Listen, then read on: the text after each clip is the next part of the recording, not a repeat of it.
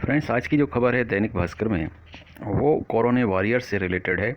और आप जानते हैं कि कोरोना वॉरियर्स जो हैं उनको सरकार कुछ ना कुछ मुआवजा दे रही है।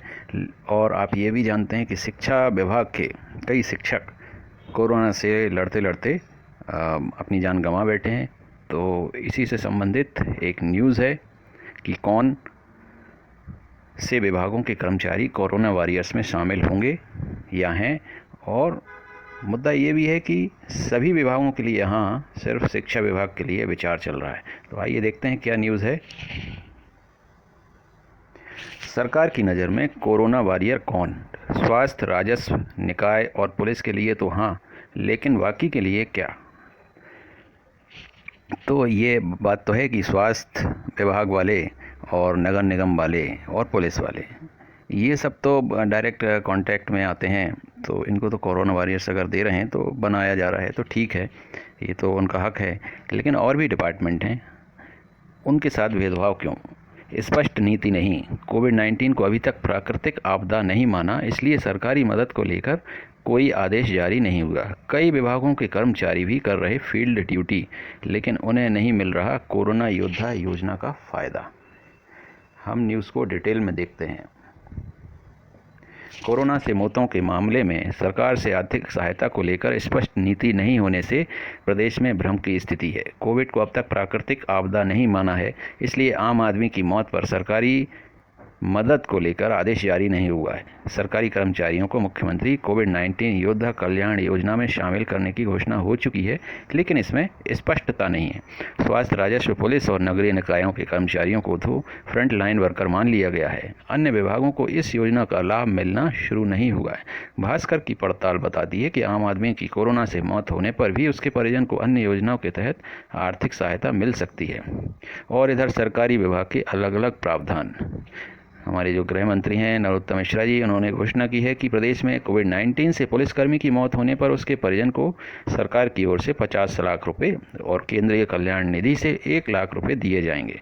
साथ ही मृतक के एक परिजन को अनुकंपा नियुक्ति भी दी जाएगी। कृषि मंत्री क्या बोलते हैं कमल पटेल जी? उन्होंने घोषणा की है कि यदि किसी मंडी कर्मचारी की कोरोना से मौत होती है तो परिजन को 25 लाख की सहायता निधि दी जाएगी। यहाँ विरोधाभास यह है कि मुख्यमंत्री कोविड-19 योद्धा कल्याण योजना में परिजन को 50 लाख की आर्थिक सहायता देने का प्रावधान है। अगर प्रावधान 50 लाख है तो यहाँ ये 25 लाख का क्यों बोला जा रहा है? ऊर्जा विभाग के ओएसडी एस के शर्मा ने 8 मई को जारी आदेश विभाग के साथ ही बिजली कंपनियों के स्थायी के साथ ही दैनिक वेतन भोगियों और आउटसोर्स कर्मचारियों को भी मुख्यमंत्री कोविड-19 योद्धा कल्याण योजना का पात्र बता दिया गया है। इस आदेश को लेकर भी अधिकारी भ्रम में हैं। शिक्षकों के बारे में अभी शिक्षा विभाग से अलग आदेश निकलना बाकी है। प्रदेश में स्वास्थ्य, नगरीय निकाय, वन विभाग के साथ ही शिक्षा विभाग के कई कर्मचारियों की कोरोना से मौत हो चुकी है। तो ये हम सबको पता है ऑलरेडी। यहाँ दिक्कत ये है कि शिक्षा विभाग के जो जिम्मेदार मंत्री हैं, उन्हें इसके लिए प्रयास करना चाहिए और उनकी तरफ से ना कोई स्टेटमेंट है इस संबंध में और कुछ भी नहीं है। प्रॉब्लम इसीलिए है। अब BM Sharma retired IAS officer जो हैं, इनसे कुछ क्वेश्चंस पूछे गए, समझा गया चीज़ों को। भास्कर एक्सप्लेनर, जानिए आम आदमी को कैसे मिल सकती है मदद। इसको हम देखते हैं।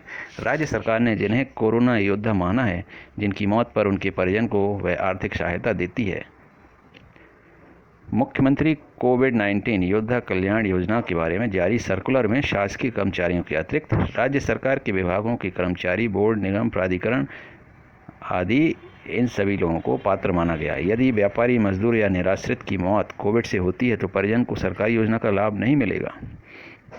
तो इसका जवाब है नहीं, ऐसा नहीं है। यदि कोई मजदूर कर्मकार कल्याण में पंजीकृत है या संबल कार्डधारी है तो उसे 2 से 4 लाख तक की मदद मिल सकती है। मदद के लिए परिजन कहाँ संपर्क करें? ग्रामीण क्षेत्रों में जनपद और जिला पंचायत तथा नगरीय क्षेत्रों में नगर पंचायत, नगर पालिका या नगर निगम में आवेदन देना होगा। तो ये इन्होंने क्वेश्चंस के सॉल्यूशंस बताए हैं। तो प्रॉब्लम यही है कि घोषणाएं तो हो जाती हैं, लेकिन उसके लिए स्पष्ट नीति तैयार नहीं होती है, कोई खाका तैयार नहीं होता है, इसीलिए इम्प्लीमेंटेशन में प्रॉब्लम्स आती हैं। फ्रेंड्स, ये न्यूज़ थी आपके लिए, और हम मिलते हैं जल्दी अगली किसी अपडेट के साथ, शिक्षा से संबंधित, शिक्षक भर्ती से संबंधित। तब तक take care, thank you so much.